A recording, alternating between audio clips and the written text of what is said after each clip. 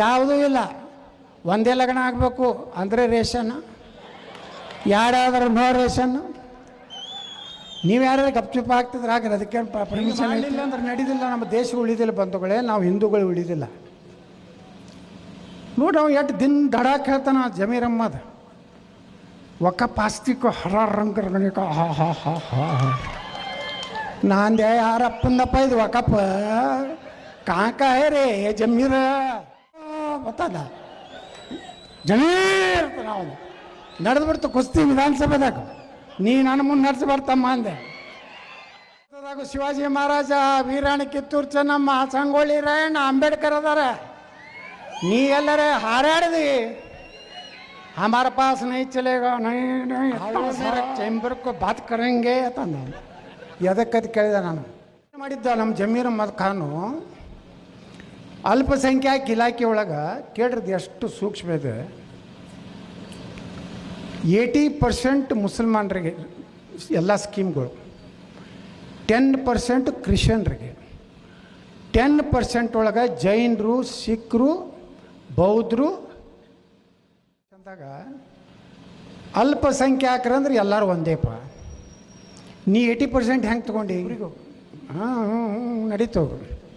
ಅಲ್ಲಿ ನಾನು ಚೇಂಬರ್ಗೆ ಬಂದು ಹೋದೆನಾ, ಅಲ್ಲಿ ಜೈನ ತಿಳಿದ್ರು ಅಲ್ಪಸಂಖ್ಯಾಕ ಇಲಾಖೆ ಪ್ರಿನ್ಸಿಪಲ್ ಸೆಕ್ರೆಟ್ರಿ. ನಾ ಕೇಳಿದೆ, ನಿನಗರೆ ಬುದ್ಧಿ ಬೇಕಲ್ಲಪ್ಪ, ಜೈನ ಏನು ಮಾಡೋದು ಸರ್, ಭಾಳ ಒತ್ತಡ ಇದೆ ನನ್ನ ಮೇಲೆ ಅಂತಂದ. ಅದು ಸರ್ಕ್ಯುಲರ್ ಕ್ಯಾನ್ಸರ್ ರದ್ದಾಗ್ಬೇಕಂದ ಹೋಗಿ ಮಾಡ್ಕೊಂಡು ಬಂದೆ. ಅವ್ರ ಚೇಂಬರ್ ತುಂಬ ಎಲ್ಲ ಅವೇ ನಿಂತಿದ್ದು. ಅವ್ರು ಹಿಂಗೆ ನೋಡ್ತಿದ್ರು, ಇಸ್ಕೆ ಮಾಕ ಗೌಡ ಯಾರ ಇಧರ್ ಅದೇ ಮೇರೆ ಕ್ಯಾ ಉಕ್ಕಡ್ನೆ ವಾಲ ರೇ ತುಮ್ ಸಬ್ ಲೋಗ್. ಸೀದಾ ಹೋದೆ, ಸೀದಾ ಬಂದೆ ಮನಪಂಡ. ಯಾರು ನಾನು ನೋಡೋ ಹಿಂಗೆ ಮೊದಲು ಹಿಂಗೆ ಸಟ್ ನೋಡ್ತಿದ್ರು, ನಾನು ಹಿಂಗೆ ನೋಡ್ಲಕತ್ತೆ. ಅಲ್ಲಿ ಹಿಂಗೆ ಸೈಡು ಹಿಂಗೆ ಬರೀ ಟಿಪ್ಪು ಸುಲ್ತಾನ್ ಈ ದೇಶ ಹಾಳು ಮಾಡೋದೊಂದು ಜನ್ಮ ದಿನಾಚರಣೆ ಆಚರಿಸ್ತಾರೆ. ಎಲ್ಲ ಗ್ರಾಮ ಪಂಚಾಯತ್ ಒಳಗೆ ಟಿಪ್ಪು ಸುಲ್ತಾನ್ ಫೋಟೋ ಹಾಕಿದ್ರು. ಈಗ ನಮ್ಮ ಕಾರ್ಯಕ್ರಮದ ಮೊದಲೇನು ಮಾತಾಡಿದಲ್ಲಿ ಯಾವ ಸಿಂಗ್, ಉದಯ್ ಸಿಂಗ ಯಾರು, ದುರ್ಗಾ ಸಿಂಗ್. ನಮ್ಮ ಮಹಾರಾಣಾ ಪ್ರತಾಪ್ರದ್ದು ಜನ್ಮ ದಿವಸವನ್ನು ಸರ್ಕಾರ ಆಚರಣೆ ಮಾಡಬೇಕು. ಯಾರು ಬಂದ್ರೆ ಮಹಾರಾಣಾ ಪ್ರತಾಪ್ರದ್ದು ಜನ್ಮದಿನಾಚರಣೆ ಕರ್ನಾಟಕದಾಗ ಆಗ್ತದೆ. ಯಾರು ಅಧಿಕಾರಕ್ಕೆ ಬಂದ್ರೆ ನಮ್ಮ ಮಹಾರಾಣಾ ಪ್ರತಾಪ್ರದ್ದು, ಶಿವಾಜಿ ಮಹಾರಾಜರದು JCB ಬರ್ಬೇಕು ರಾಜ್ಯದಾಗ. ಡನ್. ಯಾರು ಹೆಚ್ಚು ಎನ್ಕೌಂಟ್ರ್ ಮಾಡ್ತಾರೆ ಇಲ್ಲಕ್ಕಂದ್ರೆ ಡಿಮೋಷನ್. ಯಾರು ದೇಶ ವಿರೋಧಿ ಮಾಡಿದಾರೆ ಅಂದ್ರೆ ಅವ್ರದ್ದೇ ಸರ್ಕಾರ ಬಂದು ಮಾಡ್ತಾರೆ. ವಿಧಾನಸಭೆ ಮ್ಯಾಗ ಗ್ಯಾಲರಿಯಾಗ ನೋಡಿದ್ರೆ ಬರೀ ಅವೇ ಕೂತಿರ್ತಾವೆ. ನೋಡ ಇದೇನು ಪಾಕಿಸ್ತಾನ ಅಸೆಂಬ್ಲಿಯೋ ಏನು ಕರ್ನಾಟಕ. ಮತ್ತು ಅವ್ರು ಹಿಂಗೆ ಪೊಲೀಸರ ಮುಂದೆ ಹಿಂಗೆ ಅಡ್ಡಾಡ್ತಾರಲ್ಲ ವಿಧಾನಸಭೆದಾಗ. ನಾ ಅದೇ ತಿಳ್ಕೊರಿ, ಆ ಕಡೆ ಹಾಯಿಸ್ಲಿಕ್ಕೆ ಕೊಡೋದಿಲ್ಲ. 3 ಸೀಟ್ 4 ಸೀಟ್ ಹೋಗ್ತಾರೆ. ಇಲ್ಲಿ ಅವ್ರ ಸಾಬ್ರು ಪೊಲೀಸರಿಗೆ ಹಂಚಿಸ್ಲಾಕತ್ತಾರ ಅಂದ್ರೆ ಅಲ್ಲಿಗೆ ಬಂದು ನಿಂತಾರ. ಪೊಲೀಸರು ಅಂಜಿಕೆ ಹೆಂಗಿರ್ಬೇಕಂದ್ರೆ ಮುಂದೆ ಬರೇ ಓಣ್ಯಾಗ ಬರ್ಲಾಕತ್ತಾರಂದ್ರೆ ದಡ ದಡ ದಡ ದಡ ದಡ ಬಾಗಿಲ ಮಕ್ಕೊಂಡು ಅಂದರೆ ಭಾರತ ಉಳಿಲಿಕ್ಕೆ ಸಾಧ್ಯತೆ. ನಾ ಮೊನ್ನೆ ನೋಡಿದೆ, ಹೋದ ಇದ್ರಾಗ 2 ವರ್ಷ ಮಾಡಿಸಿದ್ದೆ ನಾ, ಏನೋ ಗುದ್ದಾಡಿ ಪರಮೇಶ್ವರ ಜೋಡ ಕೂಡಿ.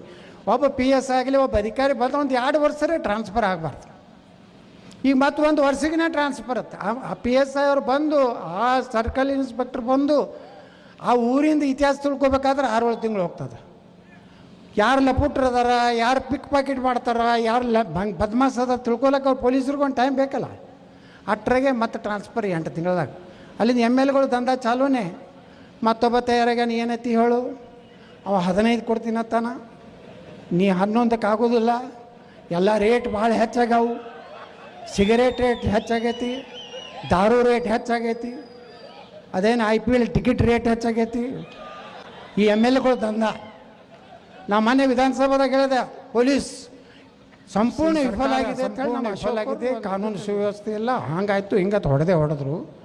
ನಾ ಹೇಳಿದೆ ಅವತ್ತು, ಮಾನಪ್ಪಣ್ಣವ್ರು ಇದ್ದರು, ನೀವೇನು ಗೊತ್ತಿರಲಿಲ್ಲ, 224 ಮಂದಿ ನೀವು ರೊಕ್ಕ ತಿನ್ನೋದು ಪೊಲೀಸರ ಕಡೆ ಬಿಡ್ರಿ, ಎಲ್ಲ ತಾನೇ ನಿಮಗೆ ಹಳ್ಳ್ಯಾಗೇನೆ ಜಾತ್ರೆಗೆ ನಾಟಕಕ್ಕೆ ನಮ್ಮ ಕಡೆ ನಾಟಕಕ್ಕೆ ಹೋಗ್ತಾರೆ ಎಮ್ ಎಲ್ ಎಗಳು. ಆ ನಾಟಕಕ್ಕೆ ಹೋಗು ಅಲ್ಲಿ ಹೋಗೋಣನೇ ಮತ್ತು ನಾಟಕಕ್ಕೆ ಹೋಗಿ ಒಂದು ಮ್ಯಾಗ ಟೀಮ್ ಅವರು ಸುಮಾರು 10,001 ರೂಪಾಯಿ ಕೊಟ್ಟಾರೆ. ಅವ್ರಿಗೆ ಆಭಾರಿ ಆಗಿದ್ದೇನೆ ಒಬ್ಬ ಬಂದು ಹೇಳ್ತಿರ್ತಾನೆ ರೀ. ಅದು 10,000 ಯಾರು ಕೊಟ್ಟಿರ್ತಾರೆ ಗುರ್ತತಾನ. ಆ ಯಾವ PS ಲಿಮಿಟ್ನಾಗ ಬಂದಿರೋದು ಪಾಪ ಅವ 10,000 ರೂಪಾಯಿ ಎಮ್ ಎಲ್ ಎನ್ ಪರವಾಗಿ ಕೊಡ್ಬೇಕು. ನಾ ಇವತ್ತು ಈ ಪೊಲೀಸ್ ಇದು ಏನು ಇಂಥ ಊರಿಗೆ ಹೊಂಟೀನಿ ಮತ್ತು ಅಲ್ಲೆಲ್ಲ ಇದು ಮಾಡ್ಬೇಕಾಗ್ತದೆ ಎಲ್ಲ ತೊಗೊಂಡು ಬಾ ಹೇಳಿರ್ತಾರೆ. ಪಾಪ PSI ಕೊಟ್ಟ ಮ್ಯಾಗ ಅವೆಲ್ಲನೂ ಪ್ರಾಮಾಣಿಕ ಇರಬೇಕು, ಸಾಚ ಇರಬೇಕು ಅಂತೇಳಿ ನೀವು ಸಾಚ ನಾ ಪೊಲೀಸರ ಕಡೆ ರೊಕ್ಕ ತಿನ್ನೋದಿಲ್ಲಪ್ಪ, ಯಾವ ವರ್ಗಾವಣೆಗೆ ತಿನ್ನೋದಿಲ್ಲ. ನಾ ಬಿಜಾಪುರ್ನಾಗ ಯಾರ್ದು ಬೇಕಾದ್ರೆ DC SP ಎಲ್ಲ ನನ್ನ ಕೈಗೆ ನನಗೆ ಹಂಜಿ ಎಲ್ಲರೂ ನಾ ಹೇಳಿದವ್ರನ್ನೇ DC SP ಹಾಕ್ತಿದ್ರು ಮಲಪ್ಪ. ಅವ್ರು ಹೇಳಿದ SP ಹಾಕು, ಅವ್ರು ಹೇಳಿದ DC ಹಾಕುತ್ತಾರೆ. ನಾ ಎಂದೂ SP ಅವ್ರಿಗೆ PSI ಅವ್ರಿಗೆ ಎಂದೂ ಫೋನ್ ಮಾಡಿ ಅದನ್ನು ಬಿಡ್ರಿ, ಗಾಂಜಾ ಬಿಡ್ರಿ ಅಂತ ಒಂದು ದಿವಸನೂ ನಾ ಎಂದೂ ಮಾತಾಡ್ತಿದ್ದೆ. ಒಬ್ಬ ದಲಿತ IPS ಅಧಿಕಾರಿ ಇದ್ರು, ಅವ್ರು ಹೇಳಿದ್ರು ಹೋಗೋ ಮುಂದೆ ಟ್ರಾನ್ಸ್ಫರ್ ಆಗಿ, ಸರ್ ನನ್ನ ಸರ್ವೀಸ್ನಾಗೆ ನಿಮ್ಮಂಥ MLA ನಾನು ನೋಡಲಿಲ್ಲ ಅಂದ್ರೆ ಕಾನೂನು ವ್ಯವಸ್ಥೆ ಉಳಿತದೆ. ಅಂದ್ರೆ ಪೊಲೀಸರನ್ನ ನಾವು ಎಷ್ಟು ಇವತ್ತು ನೋಡ್ರಿ, ಈ ದೇಶದ ಸೈನಿಕ ಕಾಶ್ಮೀರಕ್ಕೆ ಹೋಗಿದ್ದೆ ಮೊನ್ನೆ, ಒಂದು ಹೋಟೆಲ್ದಾಗ ಊಟ ಮಾಡ್ಲಕತ್ತಿದ್ದೆ. ಅಲ್ಲಿ ಒಂದು 7-8 ಮಂದಿ ಸೈನಿಕರು ಕೂತಿದ್ರು. ಅವ್ರು ನಾನು ನೋಡಿ ಬಂದರು, ನಮ್ಮ ಭಾಗದವರೇ, ಎಲ್ಲ ಈ ಕಡೆ ಭಾಗದವರೇ ಸೈನಿಕರು ಭಾಳ ಅದಾರೆ ಇಂಡಿಯನ್ ಆರ್ಮಿ ಒಳಗೆ. ಅವ್ರು ಸರ್ ನಾವೆಲ್ಲ ಇಂಡಿಯನ್ ಆರ್ಮಿ, ನಾವು ಪೂಂಚ್ಕದೀವಿ, ನಾವು ಶ್ರೀನಗರಕ್ಕದೀವಿ ಎಲ್ಲ ಹೇಳಕತ್ತಿದ್ರು. ಕೇಳಿದೆ ಅವ್ರಿಗೆ ಸೈನಿಕರಿಗೆ, ಏನು ರೀ ಏನು ಅನ್ನಿಸ್ತದೆ ಸರ್ ಅವ್ರ ಮುಂದೆ ಎದಿ ಶಟಿ ಹೇಳಕತ್ತೀವಿ ನರೇಂದ್ರ ಮೋದಿ ಅದಾರ ಅಂತ ಹೇಳಿ. ಮೊದಲು ನಮ್ಮ ಸೈನಿಕರ ಪರಿಸ್ಥಿತಿ ಏನಿತ್ತು, ಕೈಯಾಗಿ AK-47 ಆದರೂ ಹೊಡಿಲಿಕ್ಕೆ ಅಧಿಕಾರಿ ಇರಲಿಲ್ಲ. ಈಗ ಒಬ್ಬನೇ ಕಾಯಿಂಕಂದ್ರೆ ಡಮ್ ಮತ್ತು ಹಾಕ್ತೀವಿ, ಸೀದಾ ಜನ್ನ ಅಂತ